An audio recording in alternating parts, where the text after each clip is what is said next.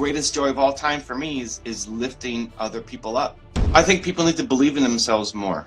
The mission and the purpose stays for life. There he is. Hey Evan, how are you? Good, how are you? Good, man, good. So just super quick for my audience, give a quick intro and then dive into your questions, man. I'm pumped for this. Yeah, a short intro on me. I've had a career now at 40 years as an entrepreneur, and I started when I was 19 years of age, had my first company when I was 21, built a $400 million company by the age of 23, and then lost it again by the age of 32. Had to make it back again. Managed to do that, quit for 3 years, sail around the world, come back, get stuck back into business again. So it's been an exciting ride, Evan. I love it. What questions do you have? How can I help? So, brother, tell me how and why you started on this road. How did you become an entrepreneur? How I became an entrepreneur was I didn't want to regret not trying, is the truthful answer. I had a lot of entrepreneurial tendencies growing up. I sold baseball cards and did garage sales and all those things when I was in my early teens, but I didn't know I wanted to be an entrepreneur. This is, you know, how old am I now? I'm 39. I'm 39 now. So when I was a teenager, entrepreneurship wasn't the sexy thing to do. It wasn't even in the vocabulary for most people, and so I thought I wanted to be a banker, and I had a chance to be a banker because I always liked making money. And so how do you make money? What do you do with money? I get to have a job where I'm with money. So let's be a banker. But I had a chance when I was in university, and this was the toughest decision I ever had to make in my life. I had a chance to be an investment banker, my dream job, everything I've been working towards, or earn $300 a month and have 30% of a startup company. And I said no to the banking job because I thought, you know what, I can always get another banking job. It may not be this one, may not be the same pay, may not be the same travel, but I didn't know if I'd ever have a chance to do this business thing again. And so I didn't think it would actually work out, but I was okay with that. I would rather know and fail than not know. And so I was afraid that I would regret it, just not trying, not knowing. And that led me down my entrepreneurial path. So what happened after that? After you took that risk, did it work out for you, or did you have to go down another route? I struggled a lot. I think like most entrepreneurs in the early days, you struggle. It doesn't work. You think it's going to be easy, or even if you don't think it's going to be easy, it's going to be a lot harder than you thought it was going to be when you started. The worst day of my life was when I told my business partner that I quit on him. Right. Because we were working every day. It wasn't for lack of effort or lack of trying. We were working every single day. It was all I was doing. And I said no to my friends to go out and have, you know, fun and party. Also because I was so broke that I couldn't afford the $20 to go and have pizza and beer out together. But the worst day of my life was when I told my partner I quit. And then I cried my face off and woke up the next day and thought, you know what, I can't quit yet because I haven't given everything I've got, but I can't keep doing it the way that I'm doing it because this obviously is not working. Everything I've tried has not worked. And so I asked myself, who has built a software company before? Mm-hmm. I had biotech software. There was no big biotech software company at the time, but just software. Who's done that? I can't be the first person to try to figure this out. It was out of total desperation that then I thought about Bill Gates. Like, okay, Bill Gates built Microsoft. How did he do it? 0 to 1. Like, how did he get started? Not how he makes an extra million now. Just 0 to 1. Help me get there. And I researched the story, and I applied the strategies that worked for him to my company. And shortly after, I had my first deal for $13,500. And that may not seem like a lot of money, but man, for me, Brett, dude, this was At money. At the time. Yeah, that was a lot. that was a lot. When you're making $300 a month and you have no hope, and then you Yep. get this check for $13,500, that was it. And more importantly, it gave me a path to do it again and again and again and again. And ever since then, whenever I don't know what to do, I ask, okay, who's done this? How can I model success?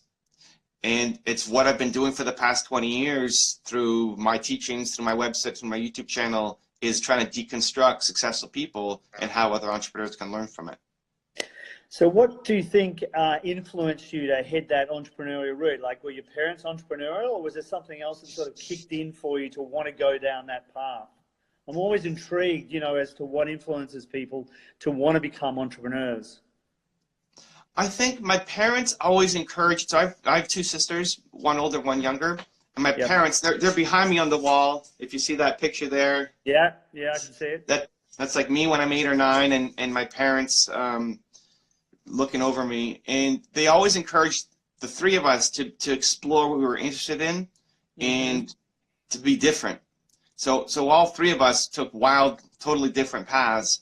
And for me, my path led me to my first venture was 5 years old, making some art and recruiting my younger sister, and we sold my art to my neighbor for 10 cents. and my parents celebrated that. When I was doing baseball cards, I was maybe 12 years old, and every weekend my parents would drive me 2 hours out of the city to a baseball card show where I'd be negotiating baseball card with, you know, for like 25 cents, 50 cents as a 12-year-old with people who are 40, 50, 60 years old and learn my negotiation skills. Somebody said, okay, I'll give it to you. I'll give you the 50 cents, but this quarter has dirt and gum on it. Great, I'll take that. Yeah, I'll clean off that gum off of that quarter. Yep. You know, and so I don't know. I don't know the origins. I still didn't bet on entrepreneurship until later in my first business. But I had a lot of the tendencies growing up. I had a lot of that creativity and that drive to make money and to help early on. And I think my parents just fed that and encouraged that and supported that because it's how I was interested in it. Yeah, look, it's really interesting. You know, of all the people I've interviewed, and some quite famous ones, that story is not unusual, where, you know, we've got parents behind us that are really encouraging, and sort of that, I think, has a lot to do with both the confidence and the drive to be able to, you know, get out there and make it happen. So after you got into that initial business, how did you get into this, you know, interviewing other people, becoming virtually a promoter for entrepreneurs? How did that step come about? Yeah, so I think your purpose comes from your pain. I think whatever you struggled with the most in life then becomes your calling for the rest of your life. You want to lift up other people who are currently going through the thing you suffered with. And so the worst day of my life was saying I quit to my business partner and just struggling and feeling alone and ashamed as this entrepreneur who wasn't making it. And so I feel the burn and the struggle of most entrepreneurs as they're trying to get their business off the ground. And the greatest joy of all time for me is lifting other people up. The recipe that you took becomes a recipe for other people. Like the path out for you becomes a solution for other people. So my path out was modeling success, was looking at Bill Gates. How did he start his company? That saved my business. I haven't met Bill yet, but when I do, I'm going to shake his hand and thank him for creating all of this. Now I want to help other entrepreneurs, one, just stay motivated and stay inspired and believe in themselves more. And the path out is by looking at other successful people, both for inspiration and also for ideas and tactics on how you can actually do it. So your purpose comes from your pain. That was my biggest pain, and so this is my purpose for life. So in your view, who's the most interesting person that you've interviewed so far? Man, that's a great question. The most interesting person probably is Sadhguru, who is this Indian yogi. Yep. Who Sadhguru is, yep. So I didn't have a lot of context on him when I first was introduced to him. I have a good fortune of having an audience on YouTube, and people say, hey, do this person and do this person. And so I end up diving down rabbit holes based off of what my audience tells me they care about. And Sadhguru is an Indian yogi who has a lot of interesting messages that he doesn't talk about entrepreneurship so much, but a lot of the messages can be applied for entrepreneurs. And he was coming to do an interview, or he was coming to Toronto to do a workshop. I'm based in Toronto, Canada. and his team agreed to do an interview with me before he left for the airport. And just a totally different perspective than how most people think. And I had to even watch the interview back a couple times to just to rethink of what he told me in that one-on-one. He just approaches things differently. And so it was a challenge for me as at my current thinking at that time. So he was interesting. Sadhguru is definitely very interesting. It's interesting that, you know, a lot of entrepreneurs need that inner peace, you know, because we lead lives that are so busy, so stressed. Without that, the journey can become quite difficult. So what was it that he said that really intrigued you? Like, out of everything that he was talking about, what sort of stuck with you out of the interview? The thing that stuck actually the most wasn't what he said, just how he was, just the calmness. First off, he insisted on having it outdoors.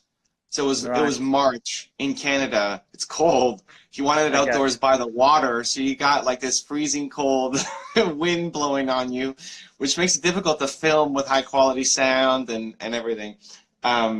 So even that, insisting that he starts his day, it was a morning interview, then he had to fly out. He needs to start his day out in nature.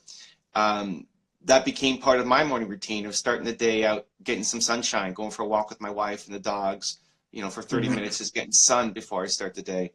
And then just his calmness, his demeanor, his no question fazed him, just thoughtfulness through everything. And I just liked his demeanor and his style more than any particular thing that he said. So to Forever and Carmichael, now a big platform, you've built a large following. Or do you have other things planned around this platform? I want to have a big impact. You know, I want to solve the world's biggest problem. I think it's untapped human potential. I think most people are not doing the thing they should do. I think everybody has Michael Jordan, Oprah Winfrey level talent at something. They just haven't found it, or they have and they don't believe in themselves enough to go chase it down, and so they end up being, you know, working at McDonald's for the rest of their life. I think that's most of the world. So that's the problem I want to tackle. I'm never going to solve it. You know, it's not happening in my lifetime. And so I have a goal bigger than I'll ever accomplish. That's the mission that I'm on. How I do it will change in the next, you know, I'm 39. How long am I going to live? By the time I get to, you know, 90, people are going to probably be living to 150. How I do it will change a lot with time. Right now, it's YouTube and growing on Instagram. I'm sure in 10 years it's going to be virtual reality Evan or hologram Evan beaming into your living room. You know, it's going to change so much. I'm not addicted to the how. The how is going to mold a lot. It's still going to be modeling success, but the vehicle will change many times between now and the time that I die. But the mission and the purpose stays for life. Well, you've just finished a book that you're publishing. Tell me a little bit about the book. Okay, so for the book, Your One Word is my biggest book. I did that with Penguin Random House. It's basically about finding your one word most important core value. I think most people are lost. I think most people don't know where they want to go. I think everybody knows that they have a higher gear in them. They're capable of more. They can do more. I think most people feel like there's another gear inside them, but they don't know how to access it. And so the starting point, I think, is figuring out your one word most important core value. If you can identify what you stand for as a human, you're much more likely to be able to live a purposeful life. And so for me, it's believe. And so now I want to attract people who also love believe. You know, I want the people I work with on my team, the relationships that I'm involved with, you know, if I'm going to bring on an investor or supplier or media, the more people connect with the mission, the more people are going to want to do great work. And so the process is, if you think about who your favorite teacher was growing up, you know, why does this person stand out so much? You may have had hundreds of teachers, but this one person from university or high school stands out. Mrs. Jones, who taught you grade 11 history, stands out. Why? It's not because she taught you history. There was something about her and how she interacted with you that you really like. What did you love about your parents? What's your favorite music? You know, if you had to lift your spirits, what song would you put on, or what movie would you put on? Having all of that, understanding what makes you come alive, there's a connective tissue between all of those things. That's your one word. And when you figure what that is, now you can start to live a life going forward with purpose, as opposed to just flailing around like most people do. Most people wake up like an accident. Most people don't know what their core value is. And so if you don't know it, you can't design a life that suits it. What ends up happening is once you discover what your one word is, you start seeing areas in your life where you can apply it. Figuring out your one word, I think, is one of the most important exercises you can ever go through. Understanding what's at the core of you and getting it down, and not trying to have 13 different core values that you never remember. If you go into most companies, look at what's on their website or look at what's on their wall, right? List of their core values, 13 different core values. And then even if you ask the CEO, tell me what your core values are, he or she probably couldn't do it without looking at the list. It's not memorized. So if you can't do it without looking at the list, you're not living it. That's the whole point. You got to live it.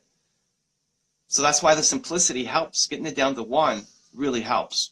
So I wrote a book about it because it really helped take off my business. My YouTube channel started to explode when I started making content that made me believe and made others believe as well. And I don't think that that's special. I think that's accessible to all of you. Like, I think all of you can do that too. I think everyone has that power. I just started living it. And so that's what I want for other people too. I want people to live it as well, so that everybody can have success. I just want to, to close off, know what was the biggest tip that you would give people? Like, I know there's so much that you can cover, when you're talking about entrepreneurship and business, but what's the one thing, if you had to nail it down to one thing, that you would say to people, wherever they are on their journey, this is the thing that you need? I think people need to believe in themselves more. Believe in your idea more. That idea that you have came to you for a reason. That idea to start a podcast or start a YouTube show or start a business, it came to you for a reason. And we judge the idea and we find all the reasons why it's not going to work out. Where meanwhile, dummies are making money off of your idea just because they started and they believe in themselves. And so believe that idea in your head that you really want to do is there for a reason. And even though it seems wild compared to what you're doing in your normal life right now, you have to go chase it down. It's the delay, it's the procrastination, it's the years of thinking and judging the idea that is the reason why you're not having more success. And so I would tell people they need to believe in themselves and their ideas more. Awesome. Love it, Devin. I think that's great advice for anybody that's listening. Thanks so much for being with me, and I look forward to following you in the future. Appreciate you, Brett. Thank you for the love, man. If you want to spend some one-on-one time with me, I have a special offer happening right now. Go check out the website right next to me. Continue to believe, and I'll see you there.